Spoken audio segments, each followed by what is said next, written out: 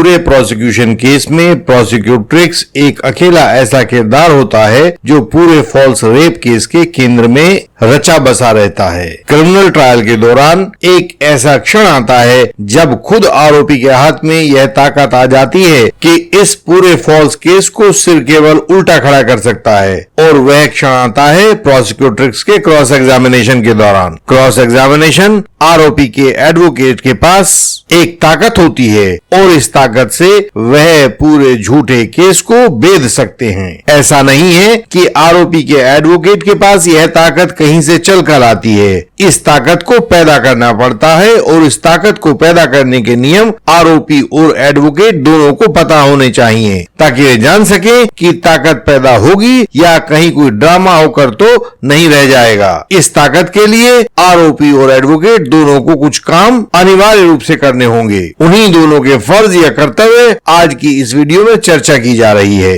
इस बारे में 3 महत्वपूर्ण बातें हैं। पहली बात यह है कि यह देखें कौन कौन से गवाह प्रोसिक्यूट्रिक्स के साथ गहरे तक जुड़े हुए हैं। दूसरी बात यह देखें कि कौन कौन से डॉक्यूमेंट्स उस प्रोसिक्यूट्रिक्स के साथ गहराई से जुड़े हुए हैं। और तीसरी बात यह भी देखें कि वे गवाह उन डॉक्यूमेंट्स के रचयिता हैं या केवल कोर्ट तक उनको लाने वाले हैं।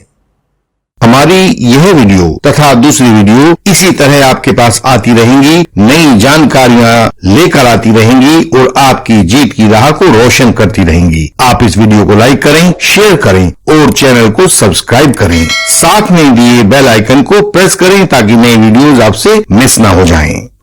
एक उदाहरण के द्वारा आपको समझाते हैं। यदि किसी केस में आरोपी और प्रोसिक्यूट्रिक्स के बीच किसी मोबाइल पर हुई बातचीत को चुनौती दी जानी है, तो आपको प्रोसिक्यूट्रिक्स, मोबाइल फोन के नोडल ऑफिसर तथा एफएसएल के एक्सपर्ट विटनेस सबसे सवाल पूछने होंगे, उनका क्रॉस करना होगा और साथ ही मोबाइल का सीडीआर, मोबाइल एक्सट्रैक्शन रिपोर्ट जैसे डॉक्यूमेंट्स को भी क्रॉस में लाना होगा। कहीं कुछ भी एक भी पॉइंट छूटा तो प्रोसिक्यूशन बाजी आपके हाथ से छीन ले जाएगा। पहले हम चर्चा करते हैं प्रोसिक्यूट्रिक्स के साथ गहरे से जुड़े हुए गवाहों की। जो गवाह प्रोसिक्यूट्रिक्स के पॉइंट्स को सिद्ध करने के काम आते हैं वे उससे जुड़े हुए होते हैं। आरोप है पार्टी में शराब पिलाकर उसके साथ रेप किया गया, तो पार्टी देने वाला, शराब सर्व करने वाला, पार्टी में मौजूद गवाह, वेन्यू बुक करवाने वाला, पार्टी का बिल पे करने वाला, ये सब प्रोसिक्यूट्रिक्स से जुड़े गवाह होते हैं। देखना यह होता है कि पुलिस इनमें से किसको अपने रिकॉर्ड पर रखती है, लिस्ट ऑफ विटनेसेस में जगह देती है और किसको नहीं देती है। 498A आईपीसी के केसेस में शादी करवाने वाला बिचौलिया, पति के घर अक्सर आने वाले दोस्त, पड़ोसी, सर्विस प्रोवाइडर जैसे धोबी, सफाई वाला,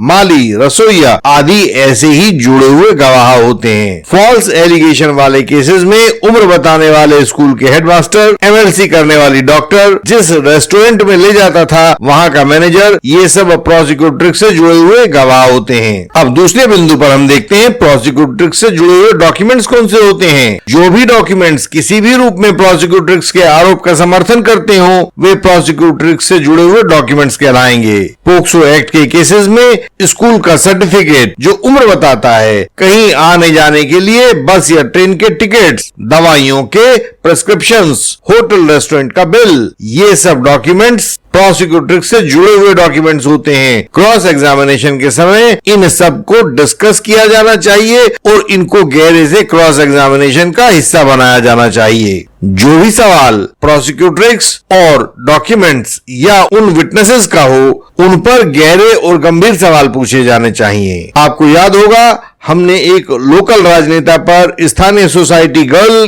के द्वारा लगाए गए रेप के आरोप के ऊपर एक वीडियो बनाई थी। हम लोग जब उसका क्रॉस एग्जामिनेशन तैयार करवा रहे थे तो उस होटल में उनकी रूम सर्विस के बिल थे, लेकिन रिसेप्शन की सीसीटीवी फुटेज नहीं थी। रूम सर्विस का वह वेटर प्रोसिक्यूशन विटनेस नहीं बनाया गया था, केवल होटल मैनेजर को ही प्रोसिक्यूशन विटनेस बनाया गया था। यानी कि उस केस के गवाहों और डॉक्यूमेंट्स के बीच में कुछ कड़ियों को तोड़ दिया गया था। अब वो भगवान जाने कि पुलिस ने तोड़ा था या वो बाई चांस छूट गई थी। गवाहों और डॉक्यूमेंट्स के बीच की इन टूटी हुई कड़ियों को हमने पहचान लिया था और यह दिखा दिया था कि वे लोग तो उस होटल में कभी गए ही नहीं थे। तीसरी महत्वपूर्ण बात होती है relationship between the witnesses and the documents. Criminal trial के सबसे महत्वपूर्ण पक्षों में से यह भी एक होता है। इस पक्ष को कई यंग एडवोकेट कोलीग्स कई बार अनदेखा कर देते हैं और जब डिफेंस एविडेंस को रिकॉर्ड पर लाने के लिए अपनी तैयारी करते हैं तो वह अधूरा रह जाता है और फाइनल आर्गुमेंट्स के समय जब जज साहब सवाल पूछते हैं तो हमारे नए मित्र केवल बगले झांकने के अलावा कोई और चारा उनके सामने नहीं बचता है। तो जब भी प्रोसिक्यूटर्स का क्रॉस एग्जामिनेशन करें हमेशा यह देखें कि कौन गवाह उसके साथ जुड़े हुए हैं, कौन डॉक्यूमेंट्स उसके साथ जुड़े हुए हैं और ऐसे जुड़े हुए डॉक्यूमेंट्स और विटनेसेस का क्या संबंध है। क्या उन्हीं गवाहों ने वो डॉक्यूमेंट्स क्रिएट किए हैं या वो गवाह केवल उन डॉक्यूमेंट्स को कोर्ट तक लाने का एक जरिया भर हैं। थाने का चिट्ठा मुंशी वहां की एफआईआर को दर्ज करवाने वालों में नहीं होता, वह उस एफआईआर को केवल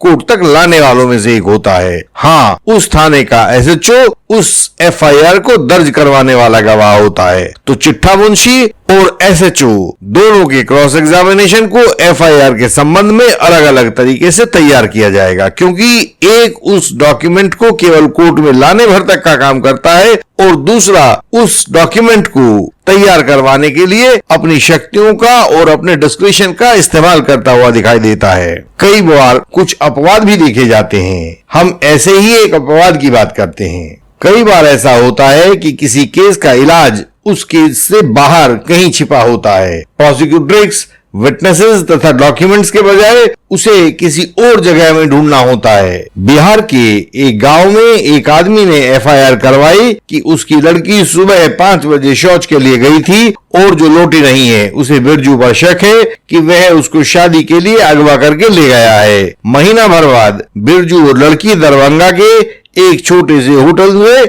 साथ साथ रहते हुए पकड़े जाते हैं। प्रोसिक्यूटर्स ने पहला बयान बिरजू के पक्ष में दिया था। वह सेक्शन 161 के तहत दिया गया बयान था। उसके बाद 3 हफ्ते के बाद उसका सेक्शन 164 सीआरपीसी का मजिस्ट्रेट साहब के सामने बयान हुआ, लेकिन वहां वह पलट गई और उसने बिरजू के ऊपर आरोप लगा दिया। दोनों बयान केस फाइल के ऊपर लगे हुए थे। कोई विरोधी मेडिकल एविडेंस नहीं था, केवल लड़की का हाइमेन टॉन पाया गया था। उसके पर्सनल स्वैब्स को एफएसएल में भेज दिया गया था। इस प्रोसिक्यूशन में होटल में 3 दिन में आकर रुकने का रिकॉर्ड मिला था, लेकिन उससे पहले वे लोग कहां रुके हुए थे इसका कोई डॉक्यूमेंट्री एविडेंस फाइल पर नहीं था। जो भी कुछ उसमें बताया गया था वह लड़की के बयान में ही बताया गया था कि वे कहां रुके थे और उस दौरान क्या हुआ था।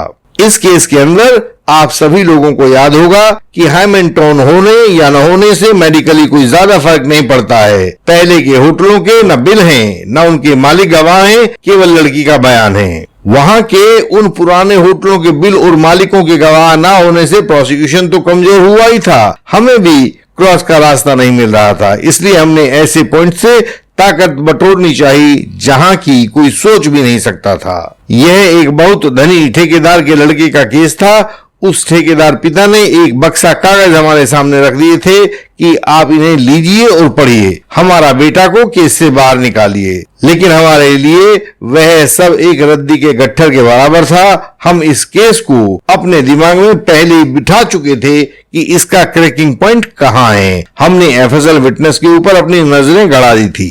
जब एफएसएल विटनेस कोर्ट के सामने आया, हमने क्रॉस किया तो हमने उससे सवाल पूछा, ह्यूमन डीएनए की हाफ लाइफ कितनी होती है? वह गवाह चकरा गया। दरभंगा जिला की कोर्ट में उसे इस सवाल की उम्मीद बिल्कुल नहीं थी कि कोई वकील ऐसा सवाल उससे पूछ सकते हैं। वह बोला कि यह तो 500 वर्षों से भी ज्यादा होता है। हमने कहा कि क्या ठीक ठीक 521 वर्ष होता है? वह बोला हाँ, यह 521 ही होता है। हम अपने व्यूअर्स के लिए बताना चाहते हैं कि हाफ लाइफ का मतलब वह टाइम पीरियड होता है कि यदि कहीं किसी जगह पर 2 ग्राम ह्यूमन डीएनए लगा दिया जाए तो 521 सालों के बाद वह वहां पर 1 ग्राम ही रह जाएगा, आधा डिके हो जाएगा, क्षरित हो जाएगा, उस जगह पर नहीं मिलेगा। उससे अगले 521 सालों के बाद वह वहां केवल आधा ग्राम रह जाएगा और उससे भी अगले 521 सालों के बाद वह केवल 1/4 ग्राम रह जाएगा। अर्थात हाफ लाइफ का समय गुजरने पर कोई पदार्थ केवल आधा रह जाता है। तो क्या हाफ लाइफ का यह नियम कपड़ों पर भी लागू होगा? गवाह ने कहा उसका प्रोटीन वाला हिस्सा तो धुल जाएगा, लेकिन ह्यूमन डीएनए वहीं रहेगा और हाफ लाइफ रूल को मानता रहेगा।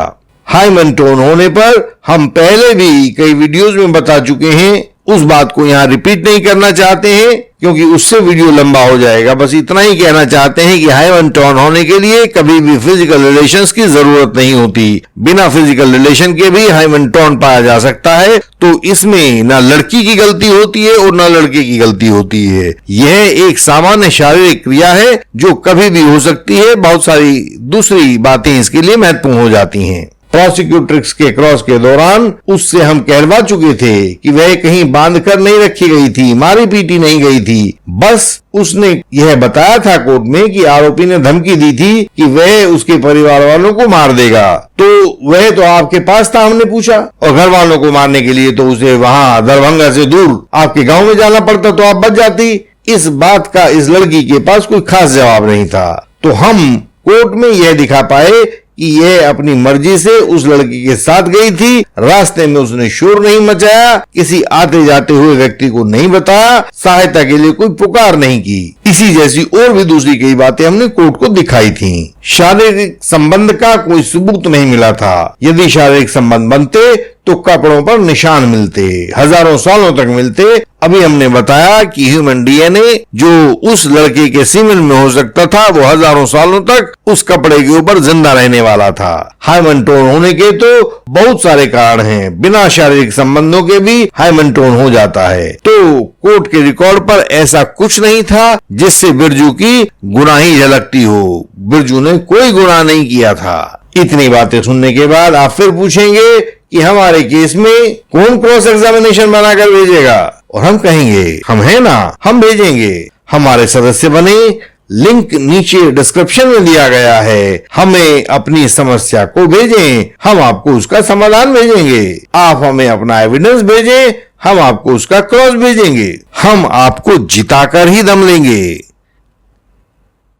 आपकी तरह बहुत से व्यूअर्स कानून को लेकर भ्रम के शिकार हैं। उन्हें नहीं पता कि सही रास्ता क्या है। उनके वकील उनसे बात छुपाते हैं, कोर्ट में उनकी बात सुनी नहीं जाती है। और ऐसे में आप अपनी मुश्किल को हमसे पूछकर हल कर सकते हैं। हम अपने मेंबर्स के लिए कानून का पथ प्रदर्शन करते हैं, उनके लिए कंसल्टेशन देते हैं, रिटर्न कंसल्टेशन देते हैं, इंटेंसिव कंसल्टेशन देते हैं। Bail, print, cross examination, reply, pleading, arguments आदि में हम अपने क्लाइंट्स की सहायता करते हैं। यदि आप नए एडवोकेट हैं तो भी हम आपका पूरा सहयोग करते हैं और आपको कोई मुश्किल नहीं आने देते हैं। सारे भारत देश से केसेस, सवाल, सहयोग की पुकार हम तक आती है और हम उसे पूरा करने में जुटे रहते हैं। हम आपकी सहायता भी करेंगे। आप हमें अपनी मुश्किल तो बताइए, हम इसके लिए प्रणबद्ध हैं। आप हमें अपनी कानूनी जरूरतें बताएं। हमारी वेबसाइट है indianlegalsystem.org।